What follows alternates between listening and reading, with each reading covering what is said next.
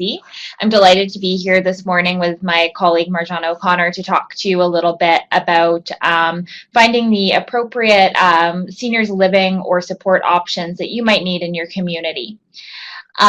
Today we will be speaking from a seniors context, but we are very well aware that not everybody living with Parkinson's disease is an older adult. So we're speaking from a seniors context because that's our kind of frame, but this information will be relevant for younger adults who might need a little bit more support as well.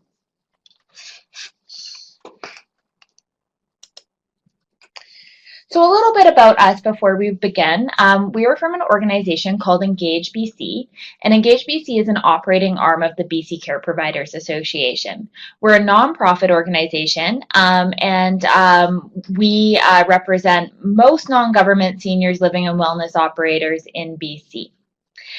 Engage BC, we were hearing a lot of feedback about how difficult it was for members of the public to navigate the seniors living and support continuum. So as a result of that, we kind of got into a little bit of a discussion about what we could develop as a way to make it easier for the public to navigate the options in their communities.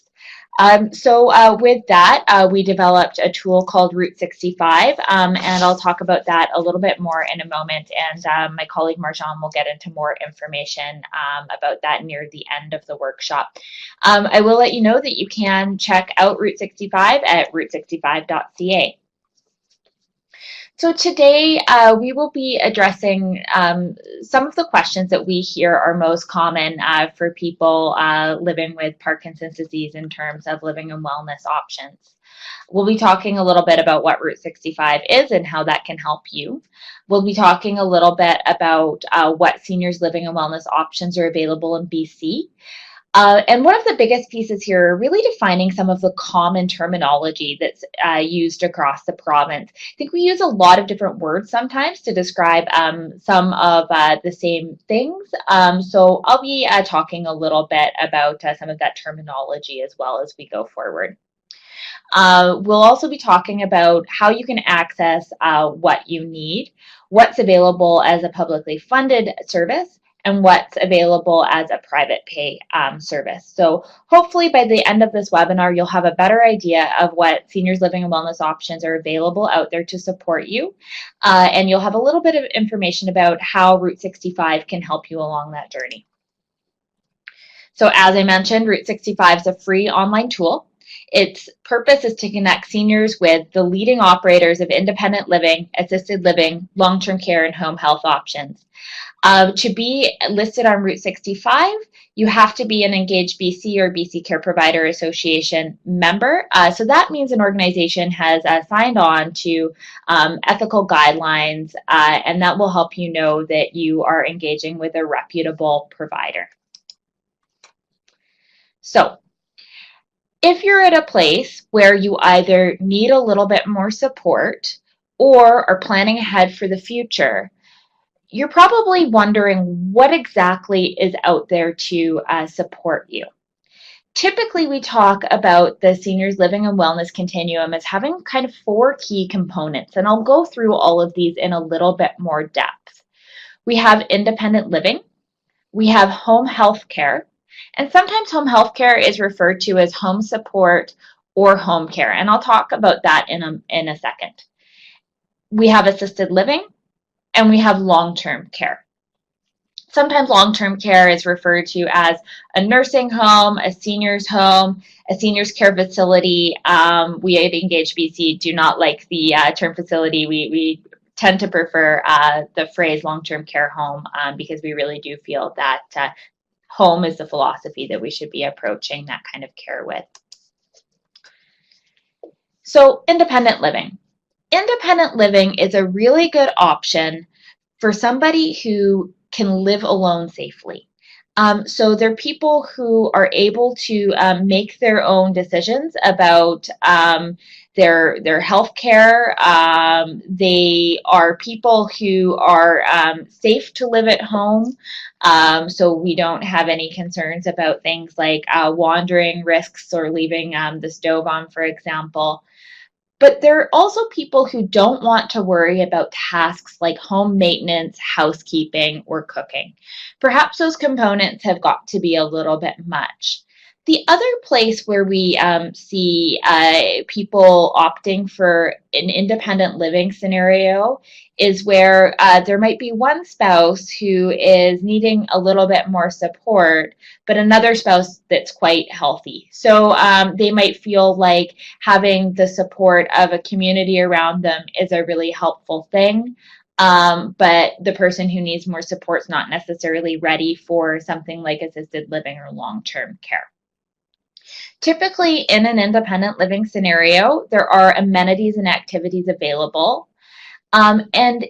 Particularly in terms of private pay independent living, individuals can often purchase additional support services as they need them, whether that be through the independent living home directly, or whether that be through an independent home health organization that you're contracting to come in and provide you with the care that you need. Typically, independent living is private pay. However, there are some independent living options available through BC Housing. We find that the wait list can be fairly long.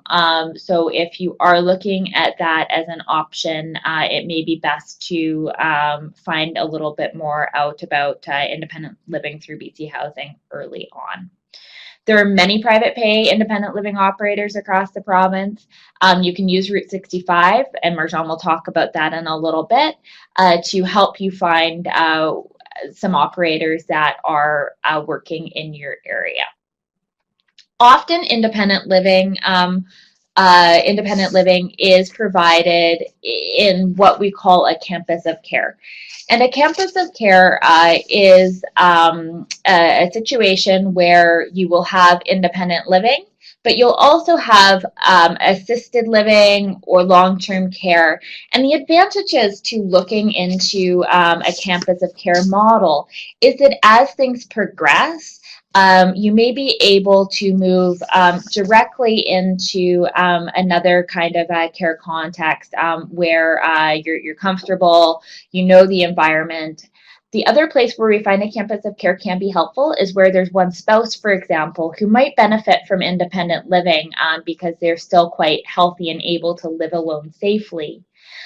But they might have a spouse who needs more support, perhaps long-term care.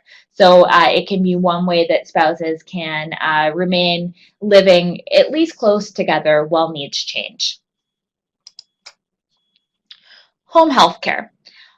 There's a huge range out there in terms of home health care.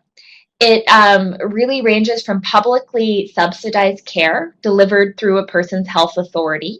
And with these notes, we will provide some information about accessing services through your local health authority, to customize private care options. And that can include medical care, transportation, companionship, and homemaking. Publicly subsidized home support will typically only include supports with what's referred to as activities of daily living. So things like getting dressed in the morning, things like taking medications, things like taking a bath or shower. What they won't do is they won't make a meal, for example. They won't take your dog out for a walk. They won't do homemaking.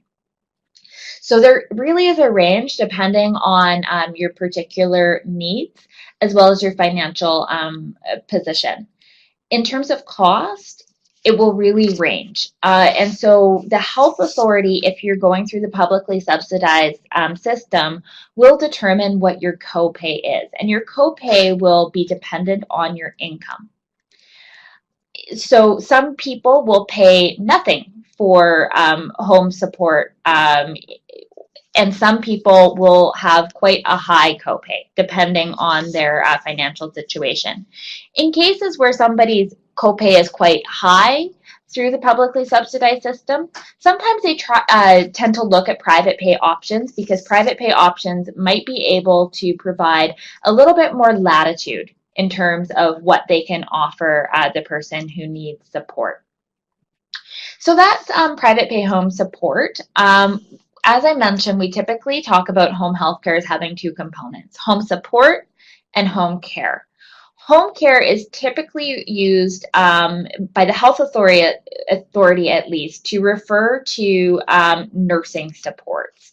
So home care is often used if somebody's coming home from the hospital and needs some more support for a short period of time, for example, or if somebody is needing palliative care.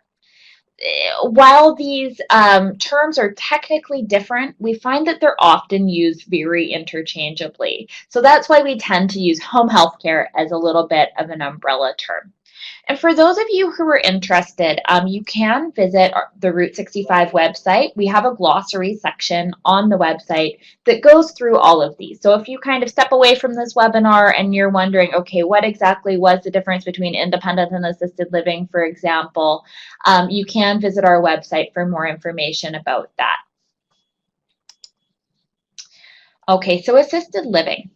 Assisted living is typically used by seniors or other adults who might need the support, who can still live independently and make decisions for themselves, but they require support.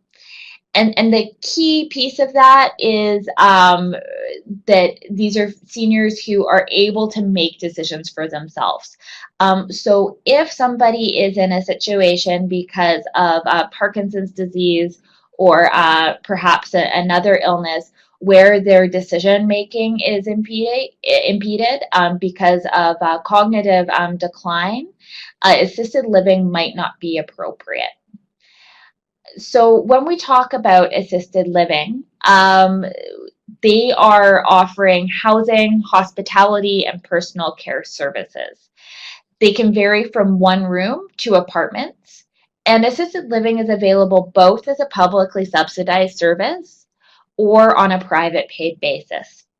If you're paying for this as a publicly subsidized service, you're typically looking at about 70% of your monthly income. So they won't look at your assets or anything like that, but the health authority will assess your needs based on 70% of your monthly income. If you're looking to access publicly subsidized care, we recommend that you contact your local health authority. And what will happen is they will send a case manager out to do an assessment to determine what kinds of supports are appropriate depending on where the needs are.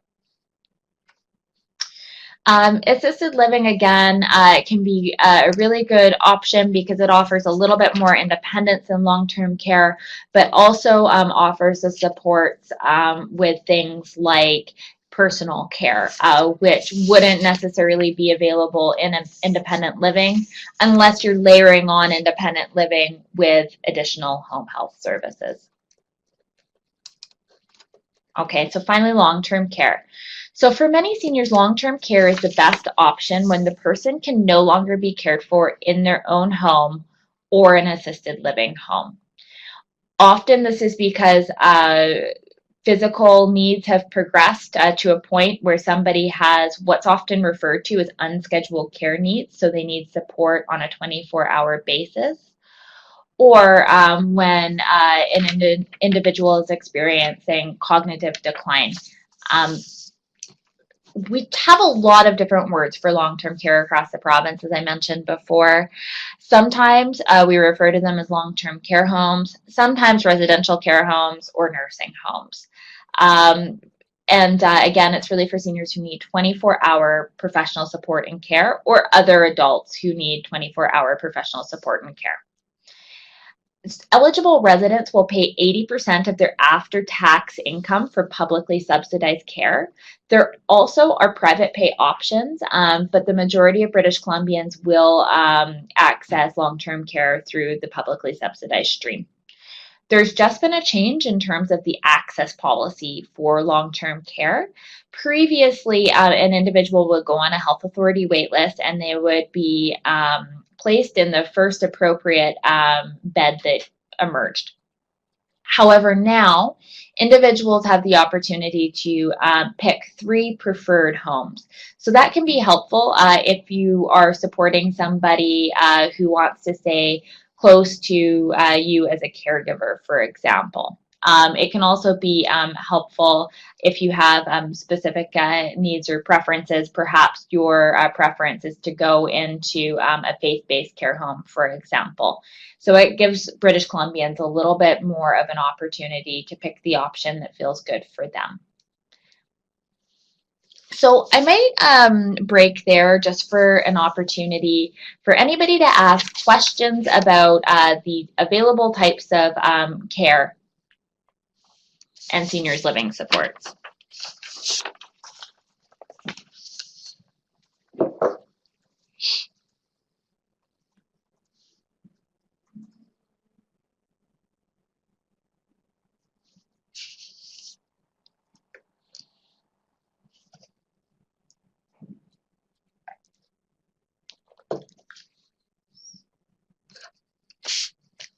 Okay, well, we'll also provide an opportunity for any questions at the end of the webinar. I don't see anybody kind of madly typing away there.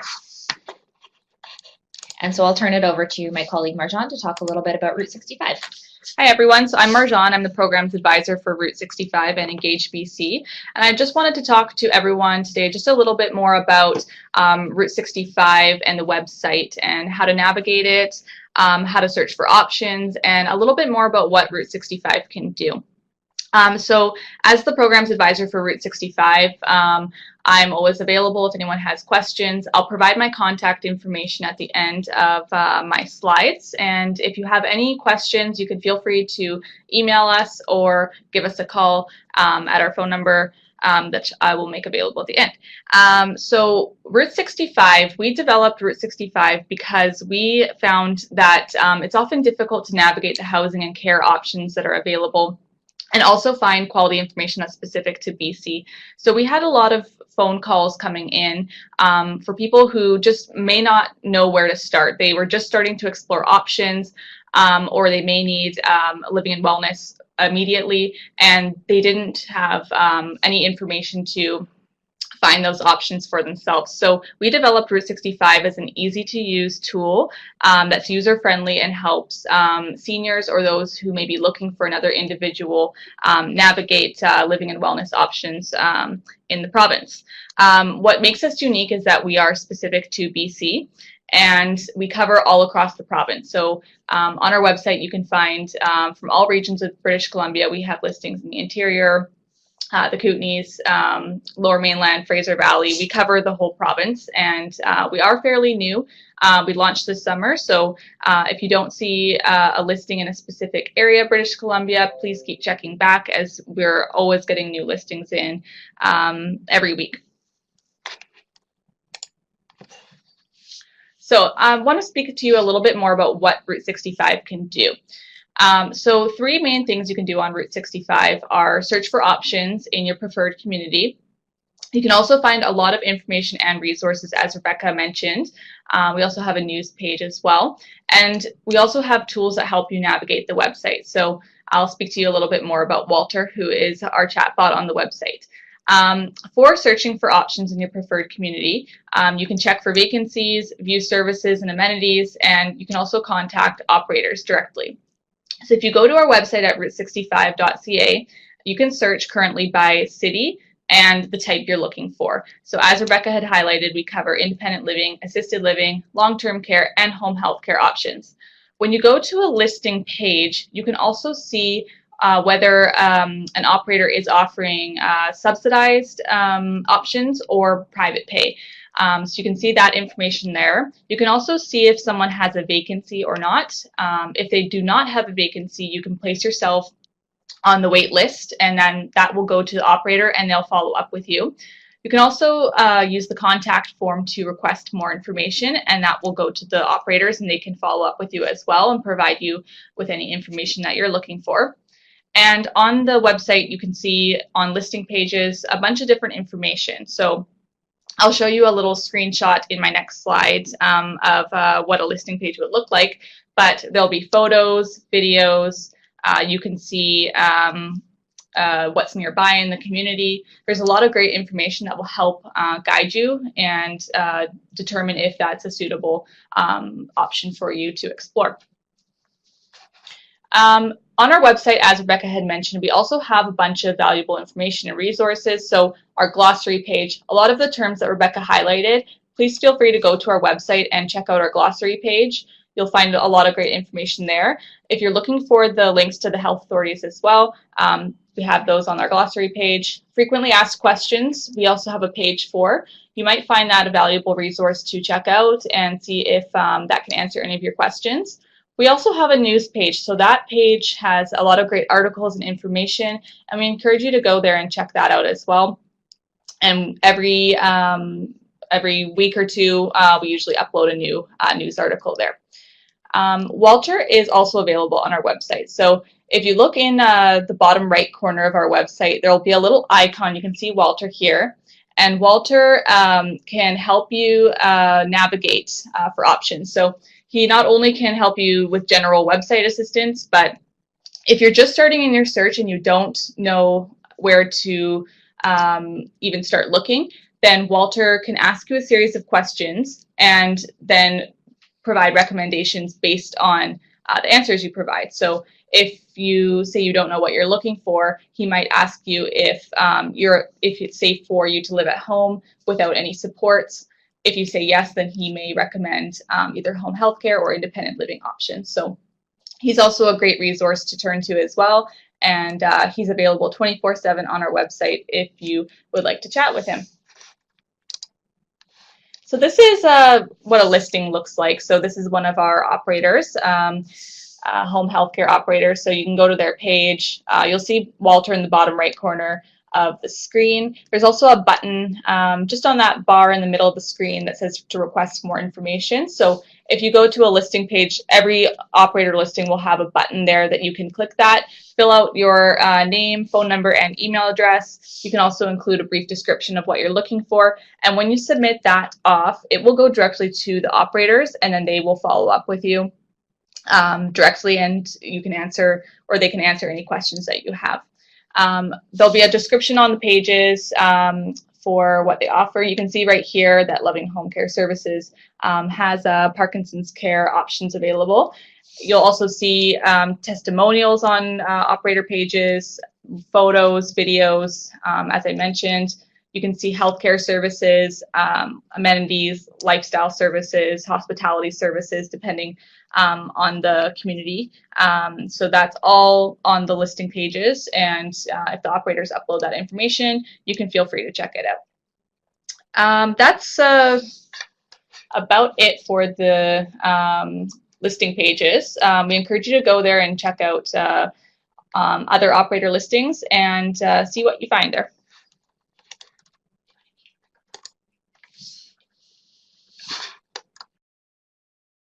Good morning. Okay, so Amy from Parkinson Society BC here. We just wanted to share a few tips and resources relating to the topic of housing and supports for older adults. So if you are looking into hiring home health services, or you're looking into moving to an assisted living or long-term care home, one of the tips we have is to not be afraid to inquire about whether staff have experience or training working with people with Parkinson's. It's great to open up a conversation, see where the team is at and what type of information they do have. If you learn that the organization or home does not have much experience or many residents with Parkinson's, this leads me to my second point, which is to share information about Parkinson's with the team around you. So we do often get requests actually for copies of our What is Parkinson's brochure, because people like to share that brochure with their healthcare team, whether that be their GP, the home support they have coming to their home, or a physiotherapist or occupational therapist that they're working with. The people around you are going to be better able to support you when they know more about Parkinson's. If there is a specific symptom or aspect of Parkinson's that you would like to learn more about, or you would like the team around you to learn more about, we do have a large collection of different help sheets on our website that can be printed off and shared with the team. Parkinson Society BC also does in-service presentations, so we do that to help teach more people about Parkinson's. We're happy to receive requests from different healthcare professionals and teams from assisted living or long-term care homes to do these presentations, but we're also happy to reach out to different organizations and care teams as well. If you are currently working with a physiotherapist or occupational therapist or speech-language pathologist and you think they would benefit from additional training in Parkinson's, you can share with them that Parkinson Society BC does have continuing education scholarships if they would like to pursue Parkinson-specific training. I also wanted to mention our Aware and Care kits. So these kits for hospital stays, but I have heard from many members of the community that these kits can be helpful to have in the home as well. So the kits come in a little bag and contain many different pieces of information that can be shared with a care team. Caroline has linked to our website there for more information about the kits. But among the materials are some printouts to let people know that you have Parkinson's. There is space to fill out a medication schedule. And there's information on medications people with Parkinson's should avoid if they're currently taking Parkinson's medications. On a related note, our next webinar in November will be on hospitalization and Parkinson's, and will contain some more information about using these kits. We also wanted to share a few related resources. So last fall, we did a webinar with Dr. Roger Wong, who is the Executive Associate Dean of Education at the Faculty of Medicine at the University of British Columbia, and he is also a geriatric specialist doctor. As the title of the webinar suggests, staying safe in your home for longer, Dr. Wong goes over tips on how to stay safe in your home for longer, and he also goes over some general wellness tips for older adults. We also have a help sheet called In-Home Safety Check, Reducing Fall Risks. So that help sheet contains a checklist of things around the home that may increase the risk of falls and how to manage them. And we also have a help sheet on living alone with Parkinson's. So as I mentioned at the beginning of the webinar, I will be sending out an email with the recording and slides, and I will be sure to include links to these help sheets as well.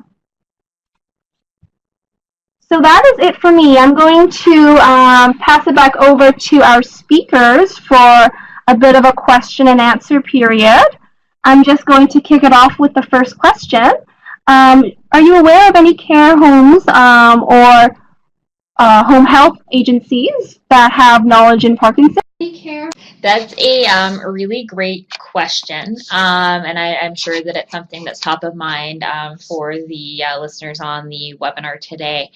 To answer the question, no, I am not aware of any organizations that have a specific or exclusive focus on Parkinson's disease.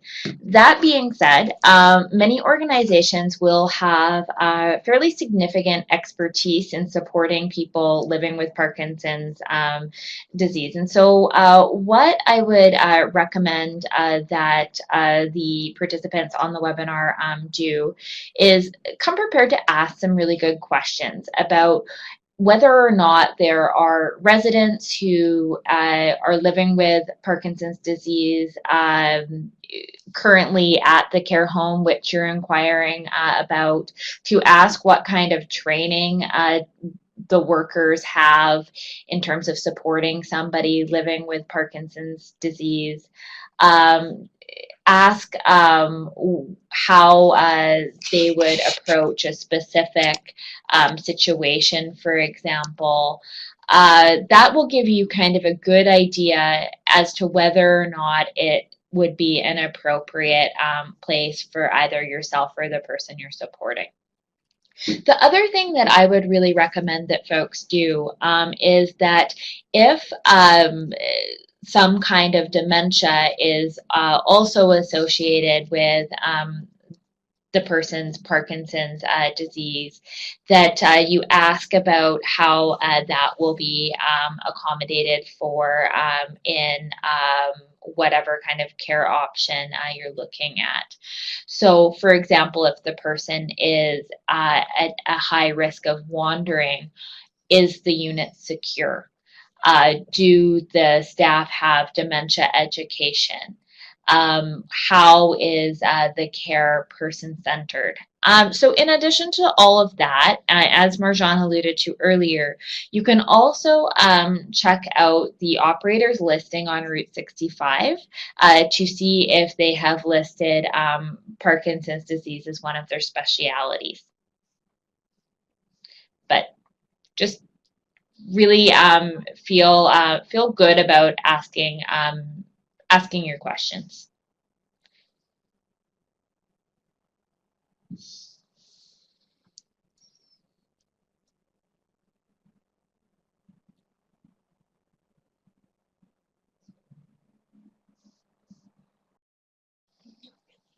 Okay.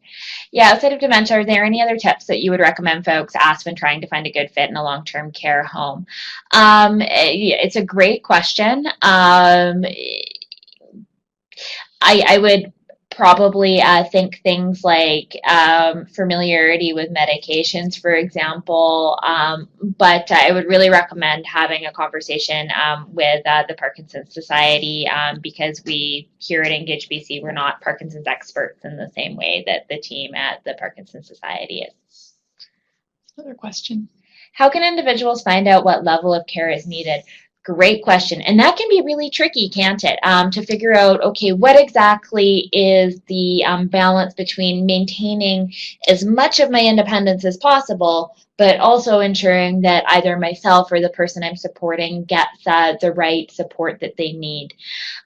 So a few tools that we can offer through Route 65 is to check out the Walter chatbot that Marjahn was talking about earlier. So by using Walter will ask you some questions to help you think about what kind of level of care is most appropriate in your particular situation.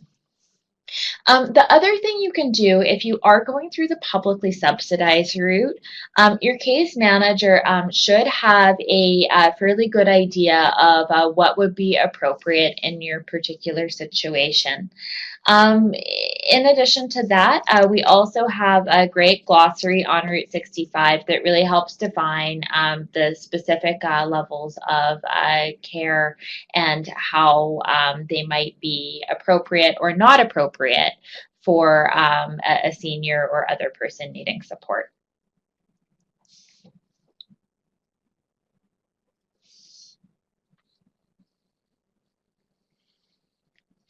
And I mean, I think another good thing to point out is that level of care will change over time. Very early on in the disease, something like independent living or assisted living might be totally appropriate, or perhaps you just need a little bit of help through home support. As things progress, you might need to look at either layering on additional services or thinking about more advanced care. So it is a little bit of a sliding scale, and it will depend on where the person is in the progression of the disease.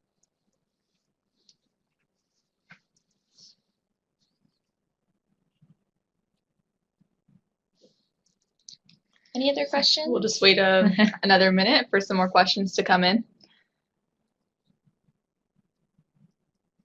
Does anyone have any questions about Route 65 and how to navigate the website?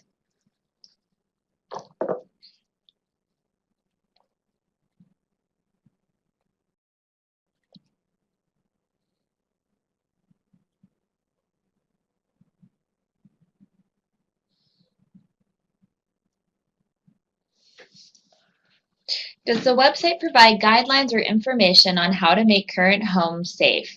Grab bars, etc., and any funding available for bathroom renos, etc. Yeah, it's a great question. Yeah. So not on the website listing pages. Those are going to be more general information on the operator specifically.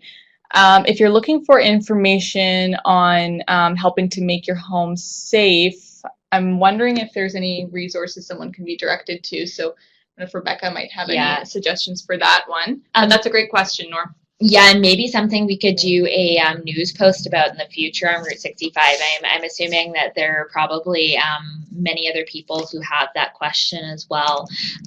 Norm, if you want to give us a call at our on our toll-free number or at our 604 number, we can make sure that we get some information for you.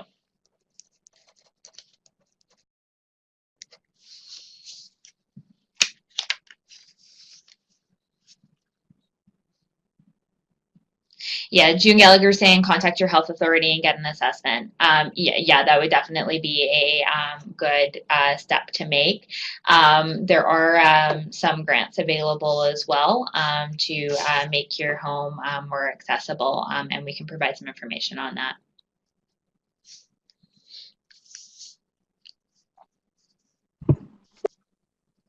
So it looks like we don't have any more questions for today.